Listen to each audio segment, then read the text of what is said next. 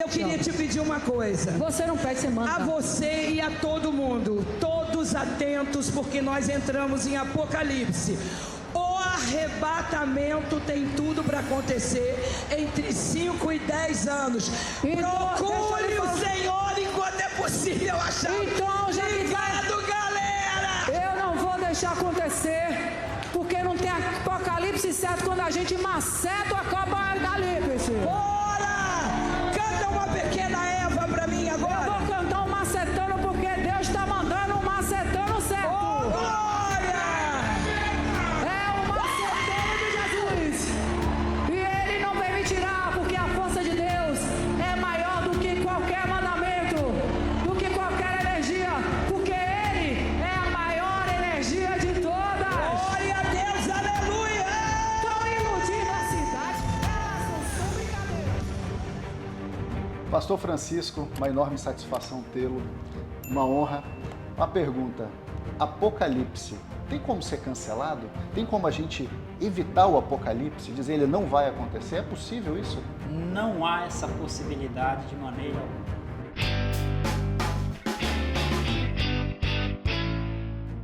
Vamos abrir mão do nosso próprio entendimento. Vamos para a palavra de Deus, vamos ver o que ela diz, por que foi um assunto tão debatido no último carnaval e o que a gente pode aprender da palavra de Deus, pastor? Quanto à palavra de Deus, ela é muito simples e clara quanto à realidade do Apocalipse. E nós já vivemos a realidade do Apocalipse nos nossos dias, tá? Para quem está pegando o assunto pela primeira vez, que não está na palavra, que não conhece a palavra, qual seria uma passagem bíblica para que a pessoa possa entender verdadeiramente o Apocalipse? Em Apocalipse 21, no versículo 5 e 6, João descreve o seguinte: aquele que está sentado no trono disse: eis que faço novas todas as coisas. E acrescentou: escreve, porque estas palavras são fiéis e verdadeiras. Disse-me ainda, falou João, tudo está feito. Eu sou o Alfa e o Ômega, o princípio e o fim. Eu, a quem tem sede, darei de graça da fonte da água da vida. Então, quanto ao Apocalipse, já está tudo pronto. Não há possibilidade de uma interferência humana ou espiritual em relação à execução do projeto de Deus sobre a terra. Glória a Deus.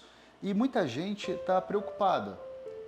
Aquelas palavras da Ivete, quando a gente analisa, claramente existia uma preocupação com as dores do Apocalipse. Quando ela disse, não vai acontecer porque Deus não vai permitir. Mas também havia claramente um desconhecimento da palavra de Deus. Porque nós sabemos que Deus é amor, mas também é justiça. Sim. Vamos falar um pouquinho sobre para que existe o Apocalipse na vida das pessoas? Por que vai chegar esse fim? Porque eu imagino, pastor, que todo mundo tem o direito à salvação, mas nem todos vão buscar. E o Apocalipse, ele não é para causar dor, ele é para buscar o arrependimento. Eu tenho um filho que, por várias e várias vezes, eu acho que todos que convivem com criança, e nós já fomos, Sim. sabemos como funciona, eu falo para ele, Paulo, meu filho, não faz isso. Não vai brincar aí nesse lugar que é perigoso. E muitas das vezes ele me vê como o mal da história, porque ele ainda não tem a consciência. E quando ele me vê como o mal da história, ele fala, papai, eu não te amo mais, é como ele me diz, eu não gosto mais de ti, naquele ímpeto de criança, mas por amor eu desconsidero o que ele está dizendo. Eu falo, meu filho, a partir de agora não é mais um pedido, é uma ordem, você não pode brincar aí, porque eu o amo tanto que eu não posso vê-lo em risco. Eu não tenho a menor condição, pelo meu amor, de ele se colocar em risco, mas a decisão é sempre dele. Então eu fico em volta, ele aceitando ou não aceitando. E é isso que Deus está fazendo conosco. E as pessoas precisam entender que o Apocalipse é a última chamada e nós já estamos vivendo. Sim. E é por amor. É como o meu filho, que está sendo protegido por mim, sendo pai. E o próprio Jesus Cristo fala, vós sendo maus, nós somos maus, o ser humano ele tem um coração ruim por natureza, que é da carne, mas o Espírito nos torna semelhante a Deus. Então nós sendo maus, a gente consegue dar boas coisas aos nossos filhos, o que dirá Deus? Ele está querendo que nós tenhamos a salvação, que nós estejamos nos braços dele, não é para nos causar sofrimento. Eu jamais chamo a atenção do meu filho para que ele sofra. Eu chamo a atenção porque eu sei que o sofrimento da atenção momentâneo é muito menor do que um sofrimento de uma vida inteira. Sim. A salvação, pastor, eu queria que o senhor nos falasse biblicamente como é a salvação, qual é esse plano da salvação? Veja bem, a salvação é um plano feito por Deus ainda no Éden. Então vem muito atrás. Ainda no Éden, de Gênesis 3,15, o próprio Deus diz que nascerá um que pisaria na cabeça da serpente, se referindo ao Filho. Né? E nós conhecemos a história. Jesus veio, nasceu, né? Sofreu, morreu por nós. Maravilha. Então ele dá a nós a chance da redenção quebrada por Adão lá no Éden. Maravilha. Isso para nós traz de novo a possibilidade de que nós, seres humanos, tenhamos a chance de nos relacionarmos com Deus. Esse é o princípio. Então, e para quem é isso? Para todos. Então, a salvação ela é para todos. Todos. Então, quando a gente olha, por exemplo, aquela cena do carnaval, as pessoas estão, de certa forma, a partir daquele fato, estão escarnecendo, estão zombando da palavra de Deus. Mesmo para eles, o senhor vê que é possível a salvação? Lógico. Obviamente que a salvação é para aquele que clama por Deus. Se no meio de toda aquela carnalidade, toda aquela encenação de que desagrada a Deus, alguém ali clamar por Deus é alcançado, é salvo. Porque realmente a salvação, ninguém compreende como Deus nos amou tanto. E aí eu quero fazer menção de João 3,16, porque Deus amou o mundo de tal maneira. É incompreensível esse amor. Então as pessoas estão desdenhando, desprezando, estão mergulhadas no pecado, mas Deus assim mesmo as ama. Glória a Deus. E é tão importante, é tão bonito ouvir isso, porque eu já estive do lado de lá. Não é uma briga entre quem está no mundo e quem está em espírito. Muito pelo contrário, quem está em espírito quer trazer quem está no mundo, para que seja salvo. Eu já estive do lado do mundo, eu sei o que é o carnaval, eu sei o que é viver dos prazeres da carne e se afastar do espírito. É como a morte, porque é um vazio interminável. E a partir do encontro com Jesus, que Ele me resgatou, e se Ele me resgatou, Ele pode resgatar todos. Quando Ele me resgatou, eu passei a viver exatamente a vontade de Deus e o preenchimento do Espírito. E é essa a palavra, pastor, que eu gostaria que o senhor lesse, para que quem está nos ouvindo possa entender que também pode ser salvo e que todos daqueles que estão nos ouvindo também podem ser salvos. Porque muitas vezes o ser humano desiste. Não, esse não tem mais jeito.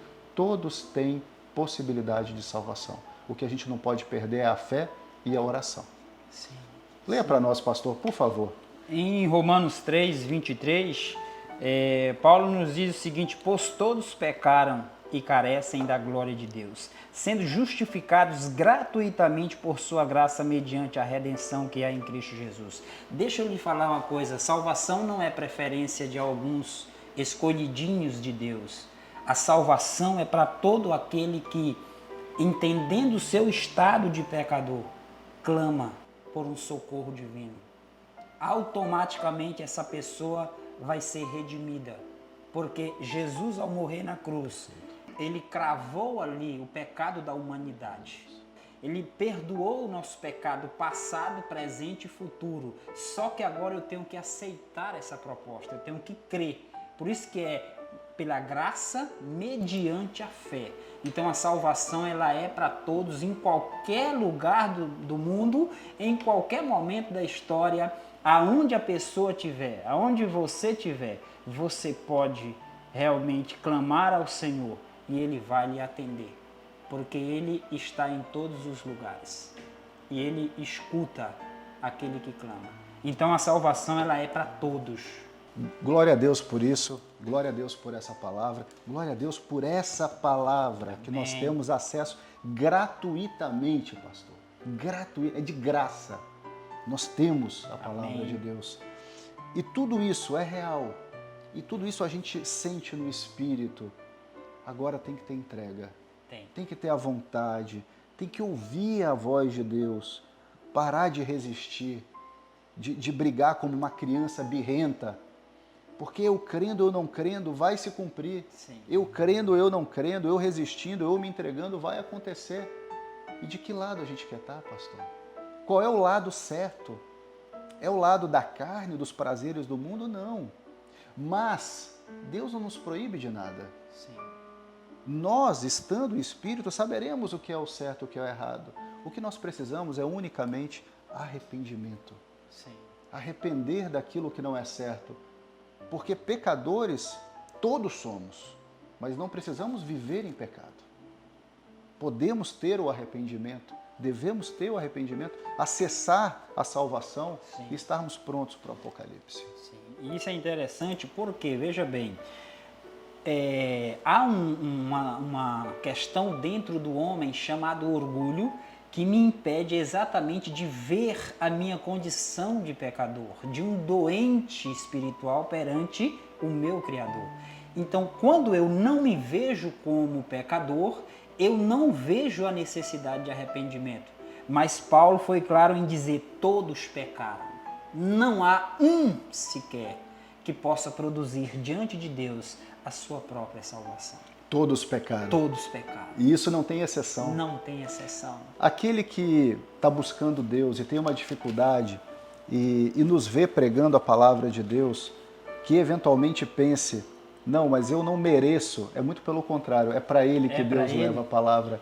Jesus Cristo, ele comia com pecadores, Exato. ele comia com os excluídos. E ele dizia lindamente: é para eles que eu vim. Eu não vim para os justos, eu vim para os pecadores. Então, essa essência, pastor, ela é tão linda e ela tem que ser divulgada a todos os cantos da terra. E é isso que nós estamos aqui fazendo, Diogo, pelo fato de que ao mostrar esse amor, ao mostrar essa vontade de Deus, sabe uma das vontades de Jesus que ele fala ao Pai no capítulo 17 de João? Ele diz: Pai, enquanto eu estive aqui, eu os guardei, eu vou para ti. Então, ele vai enviar o Espírito Santo, ele diz: guarda-os, porque aonde eu estiver, eu quero que eles estejam comigo.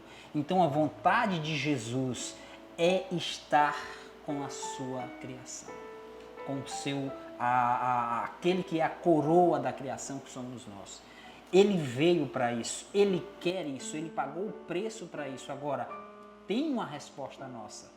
O trabalho da salvação, o projeto da salvação, ele é exclusivamente de Deus. Foi feito no céu e executado aqui na terra por Jesus. Mas ele é feito para um povo. Quem é esse povo? Quem são essas pessoas? Todos aqueles que se encaixam como pecadores que precisam de ajuda. Ou seja, todo mundo. Todo mundo. Mas a cegueira espiritual, Diogo, o orgulho, melhor dizendo, é eu achar que eu não preciso. Muitas pessoas dizem: eu não mato, eu não faço isso, não bebo, não fumo, eu ajudo o próximo, eu faço tal coisa, tal coisa. Então ele está dizendo assim: eu produzo a minha salvação. Isso não é possível. Não existe. Isso não existe. Está entendendo? Produzirmos a salvação é impossível. Mas nós procuramos isso. Está entendendo? Então por isso que Jesus diz: eu sou o caminho. E ele diz: o que eu tenho que fazer? Reconhecer que sou um pecador. Então, quando eu reconheço que sou um pecador, que Paulo diz em Romanos 6,23, ele diz, né? Porque o salário do pecado é a morte, mas o dom gratuito de Deus é a vida eterna em Cristo Jesus. Glória a Deus! Então, as pessoas estão aí do outro lado, estão nos ouvindo, e essa mensagem é para aquele que está se achando: sou o lixo da sociedade. Olhamos para o carnaval e vemos essa cena das pessoas se autodestruindo, o mais baixo nível de depravação. Tem jeito para elas? Tem sim. Tá? Se elas não saírem desse ato de pecado, Diogo, não tem como. O salário é uma consequência do trabalho, é uma consequência realmente que a pessoa tem por direito, ela fez. Então, eu trabalho, eu tenho o direito de receber. O pecado, ele traz consigo a morte. O salário do pecado é a morte. É a morte. E é tão simples, né, pastor? É só clamar a Jesus. É só clamar a Jesus. Eu me lembro quando eu iniciei o meu processo de conversão, quando eu iniciei a minha decisão, o Espírito Santo me tocou e eu achava no início, eu e a minha esposa, a gente se batizou no mesmo dia, nós achávamos que poderia ser algo muito chato, porque ia abrir mão de tanta coisa que a gente estava acostumado a fazer. Poxa, eu não vou mais poder isso, não vou mais poder aquilo. E a grande questão é que a gente não abriu mão de nada. Nós fomos deixando de fazer naturalmente e a paz do Espírito de Deus que passou a habitar em nós é tão maior que a gente nem se lembra daquelas coisas. Nem sente falta, né? Não dá nem para dizer que foi uma troca. Não. Largamos o lixo e passamos a viver numa casa limpa. Amém. E isso é maravilhoso. Não é uma troca. A gente não sente mais falta das coisas que nós fazíamos. Isso vai acontecendo gradativamente. Deus jamais vai tirar algo para nos trazer um fardo, um peso, quando nós buscamos a santidade. Ele vai nos trazer paz. Ele vai nos trazer unção. E aquilo tudo fica para trás. É isso que quem está nos vendo neste momento precisa entender. Sim. Que existe solução, existe salvação para ti, para tua família, para aqueles que tu ama. Sim. E a troca, ela é muito, mas muito melhor do que viver as coisas do mundo. Mas isso é assunto para um segundo momento. O que nós precisamos passar neste momento é que a salvação é para mim, é para ti que nos vê, é para toda aquela turma do carnaval, desde que se arrependa em Cristo Jesus. Isso mesmo, e pegando essa deixa aí que você falou sobre achar que vamos perder algo, Jesus falou: vinde a mim todos vós que estáis cansados e sobrecarregados, e eu vos aliviarei. Ele quer nos ajudar, essa é a grande verdade. Ajudar o quê? A carregar este fardo, tirar. O pecado é um fardo que vai matando o ser humano, Verdade. que vai destruindo o ser humano. E Jesus propôs o seguinte: olha, traz esse fardo, coloca aos pés da cruz. Crê no que eu fiz por você. E então, Diogo, nós vamos desfrutar exatamente dessa liberdade. A libertinagem é diferente da liberdade. Totalmente. Hoje você é livre, eu sou livre. E é Glória isso a que Deus. nós desejamos a todos que vão nos ouvir, que vão nos ver, que sejam livres por um ato extremamente gratuito e um ato tão poderoso que foi Jesus ir para aquela cruz. Então Paulo, ele apresenta o homem como pecador, ele apresenta o salário desse pecado, que vai ser a morte, mas ele também apresenta uma solução. Ainda em Romanos, aqui no capítulo 10, versículo 9 e 10, nós vamos observar essa palavra de Paulo, essa vontade nele em conduzir o ser humano a uma compreensão daquilo que é necessário ser feito para que sejamos salvos, para que tenhamos... Romanos capítulo 10. Versículo 9 e 10, Paulo diz: se com a tua boca confessares Jesus como o Senhor e em teu coração creres que Deus o ressuscitou dentre os mortos, serás o quê? Salvo. Isso não dói. Está tão perto que é só abrir a boca. Não precisa, às vezes a gente não está com fé naquele momento, mas é um ato de decisão. Obediência. Obediência. Se com o teu coração crer e com a boca confessares que Jesus o ressuscitou entre os mortos, serás salvo. Porque com o coração se crê para a justiça e com a boca se confessa a respeito da salvação. É simples. Posso fazer um convite para quem está nos ouvindo e ainda não teve essa grande decisão? Claro. Decida agora. Decida agora. Não pensa. Confessa com os teus lábios. Te entrega. Eu vou pedir para o meu amado pastor Francisco te conduzir. Só repete as palavras que ele vai pronunciar neste momento. Feche seus olhos, ouça e repita. Senhor Jesus, eu creio em Ti como meu Senhor e Salvador da minha vida. te pedindo perdão dos meus pecados. Apaga-os pelo sangue derramado naquela cruz e escreve o meu nome no livro da vida do Cordeiro, para que assista a mim o direito da vida eterna. E a resposta de Jesus sempre vai ser: os teus pecados são perdoados e lançados no mar do esquecimento. Então, Senhor, assim eu confesso que Tu és o meu Senhor, o meu Salvador. Amém. Amém. É simples, porém é uma decisão. Nós estamos neste momento intercedendo em Teu favor, em favor da Tua família, para que o reino de Deus se faça presente na tua vida. Para que as obras do inimigo não destruam a tua família, a tua casa, o teu ser. E neste momento, nós finalizaremos com uma mensagem de agradecimento. Eu quero inicialmente agradecer, Pastor Francisco, por esse encontro abençoado, em nome de Jesus. E quero agradecer a todos que estão aqui assistindo este momento de unção. Saibam dos bastidores que antes de nós gravarmos esse vídeo, muita coisa aconteceu. O inimigo se levantou para que essa mensagem não chegasse até você. Não é verdade, pastor? Sim. Sim. Tanto na vida do pastor quanto na minha. Pessoas não vieram da equipe técnica. Problemas aconteceram na vida íntima e pessoal do pastor. Aconteceram na minha, para que essa mensagem não chegasse a você.